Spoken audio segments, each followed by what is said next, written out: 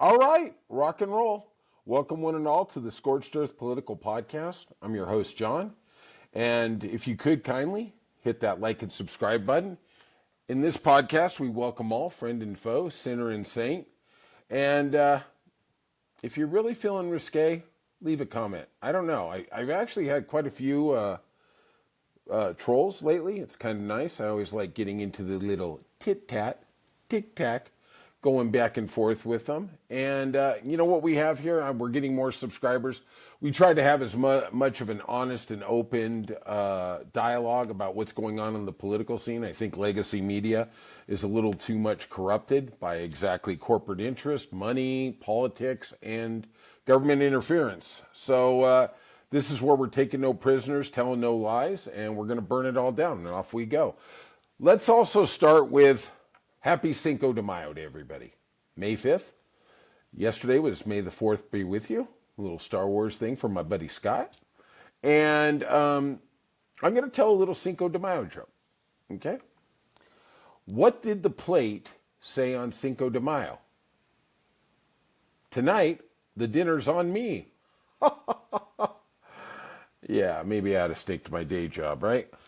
Which is giving you the unbridled and unfettered news feed. And as anybody who's actually listened to me on this podcast, you know I have not exactly been a fan of the Catholic Church. I grew up Catholic.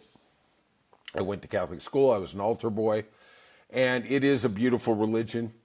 I have a lot of friends, a lot of family that are fervent Catholics, deeply believe in it, like many people do of a lot of other different religions. And though I don't believe in the politics of the church, I think that the religion is a beautiful thing for a lot of people, and they take it very seriously.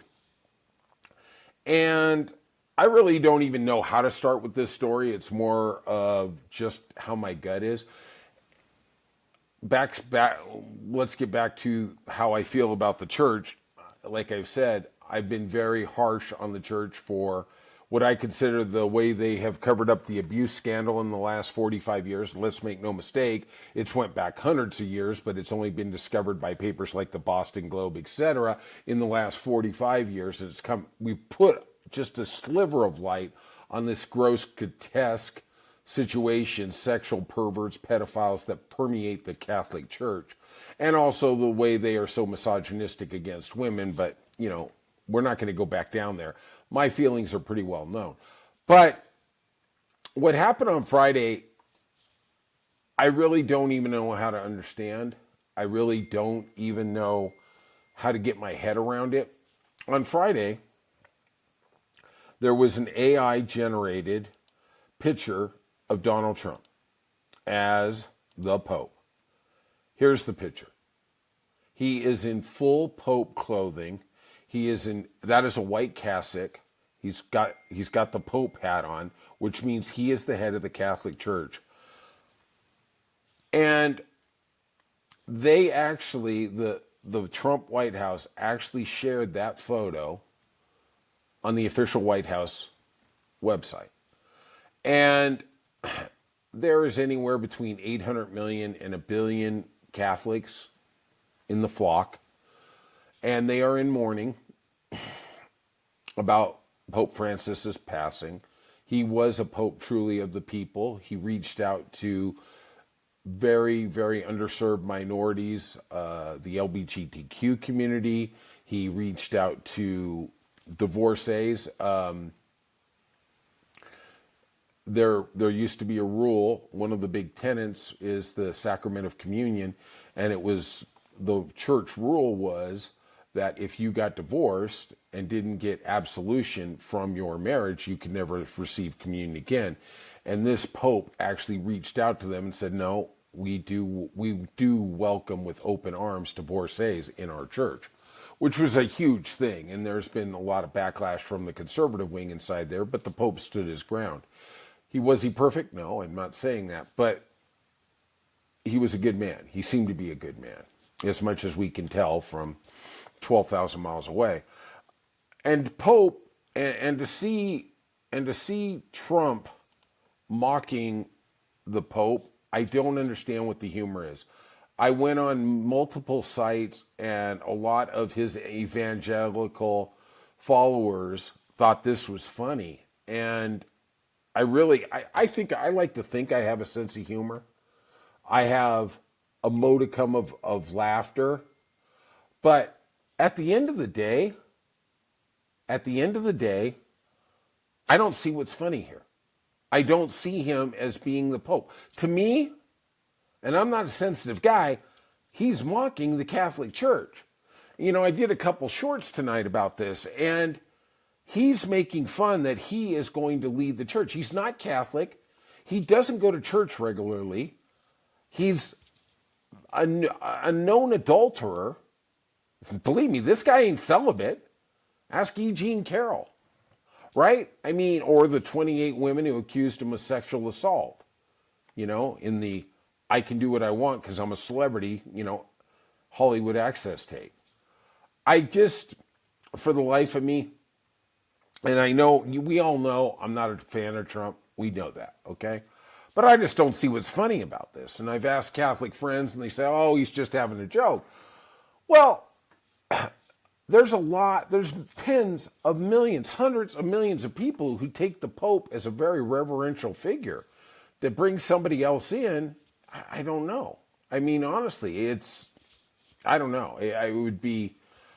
I'm just kind of shocked at it. I don't really think it's very funny. I think, especially with the White House website, putting this picture out there for billions of people to see, I don't know. We also had Timothy Dolan. He's the Archbishop of New York. He was asked about the picture, and he said it's not a good look. Well, Timothy Dolan was one of the first guys to go suck up. He's a very conservative member of the Catholic Church. He was one of the first guys to go kiss the ring. He was giving an invocation at Trump's inaugural. I can't believe they all didn't light into fire, spontaneously combust, right? Now, you know, Dolan, you get what you play for. You know what I mean? At the end of the day, that's how it is. You got into bed with this guy, and now he is mocking your church and your faith. Enough said. Let's move on to the next story. Seems like we're going to get, you know, every story seems to revolve around Fat Don.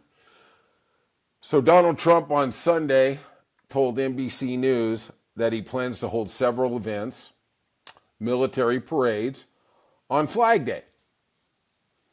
Now, if you could guess whose birthday also happens to coincide with Flag Day. We're not going to have the military parades on the 4th of July or Veterans Day. Nope, it's going to be Flag Day. Yes, you are correct. Ding, ding, ding. The price is right. You have won double jeopardy. Yes, it's Donald Trump's birthday also has to coincide with Flag Day. And he wants a big, bad military parade. Just like they do in China and Russia and North Korea. Kumbaya, right? Well, the parade is going to cost $45 million, which is already going to come out of the very meager budgets that defense units or defense army units already have. It's going to cut back on training. But in an era where we have Doge going with a chainsaw through all these federal programs, cutting off workers, we're going to spend $45 million on a military parade that we've never had. Trump says it's peanuts compared to the value we get. Yeah, you know what the value is? So he can look in the mirror, so he can put a military uniform on. Make no mistake about it. He's going to do something like that. This cat wants to be a bad hombre. He wants to be Xi Jinping. He wants to be Vladimir Putin. This is his chance, right? Military parade. What the hell do we need that for? He says he got the idea from French President Macron, who has 2 military parades every year to signify the end of World War I and World War II. Trump has said, we did more to end the wars than anybody. We should have the parades here.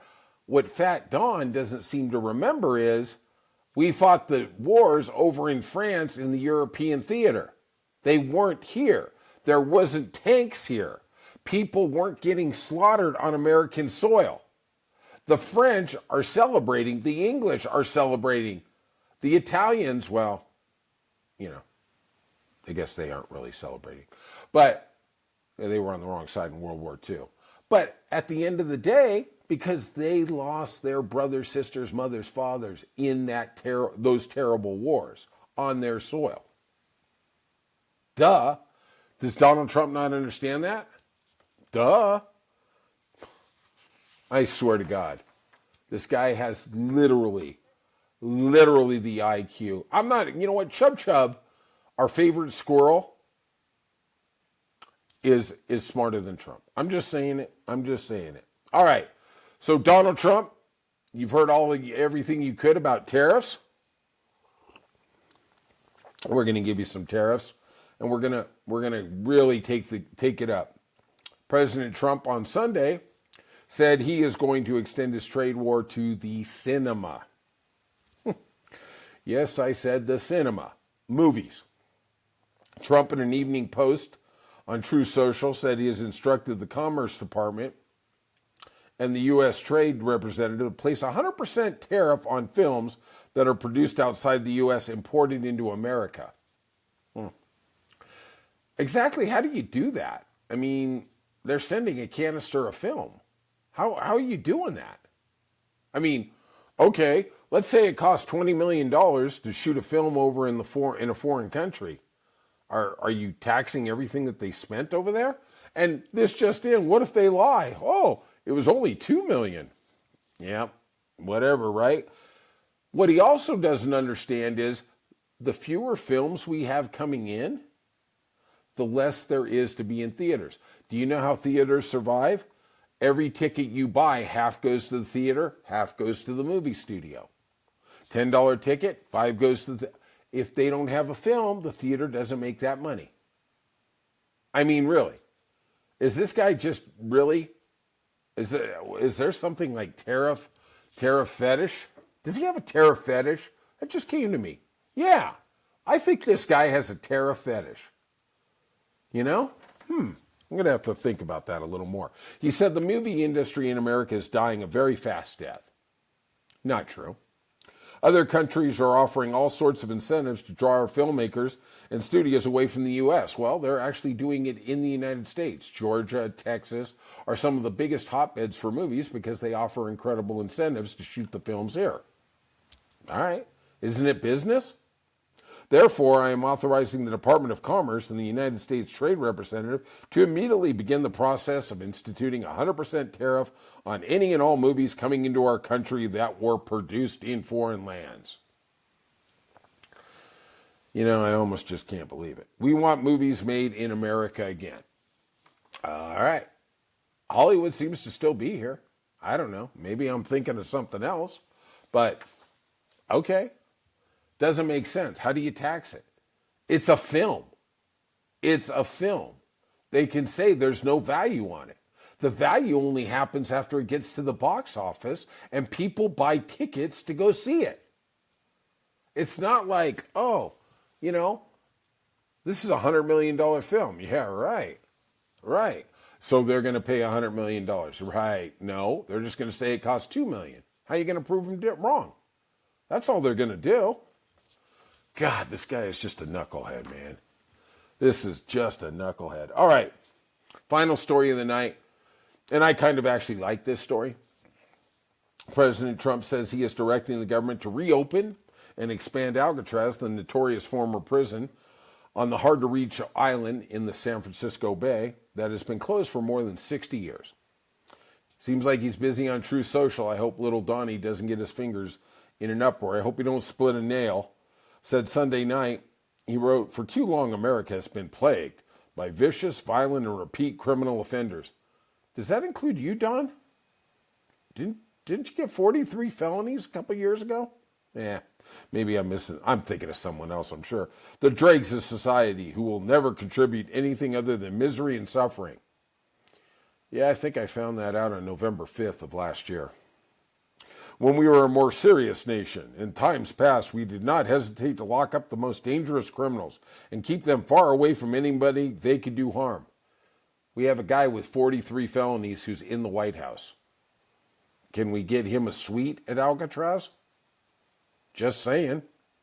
That's the way it's supposed to be. That is why today I am directing the Bureau of Prisons, together with the Department of Justice, FBI, and Homeland Security, to reopen a substantially enlarged and rebuilt Alcatraz to house America's most ruthless and violent offenders. I love it. I love it. It doesn't make economic sense. They talk it's going to cost $5 billion to rebuild Alcatraz. It was closed because it was rotting. The sea air had rotted all the metal in the cells. How do you think Clint Eastwood got out of there and escaped Alcatraz? Hello? The prison was closed in 1963 due to crumbling infrastructure and the high cost of repairing and supplying the island facility. Oh yeah, there's that too. Brought everything from fuel to food had to be brought in by boat. Bring the facility up to modern day standards would require anywhere between $3 to $5 billion. In a time when the Federal Bureau of Prisons has been shuttering prisons for similar infrastructure issues. Personally, I'm down with it because I'm telling you, in 3.5 years, when he is out as president, we're going to put him in jail. We're going to take care of those convictions. And I personally think he ought to have an ocean view. Yeah. So I can get on the Golden Gate Bridge and I can flip him off. Boy, let me tell you something. That would be worth rebuilding it. Just saying. All right. I want to thank you all for listening today. I love you all. We're in this together and we're going to win because we're on the side of right, we're on the side of morality, and we're on the side of democracy. All right. I love you all and I'll see you soon on Scorched Earth.